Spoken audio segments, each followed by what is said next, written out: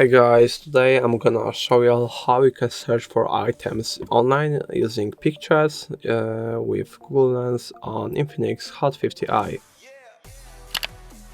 Firstly, you will need to take a picture of the thing that you would like to search for or screenshot. Then you will need to go into Google Photos.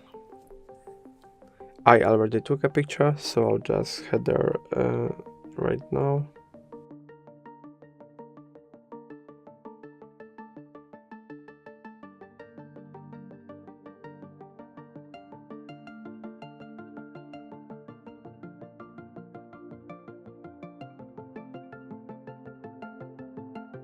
So let's say I would like to search for this plant online. So all I need to do is just tap on Lens here at the bottom, and it's going to bring me results from online. And that's going to be all. If I helped you, please leave a like and subscribe. And if you have any more questions, let us know in the comments.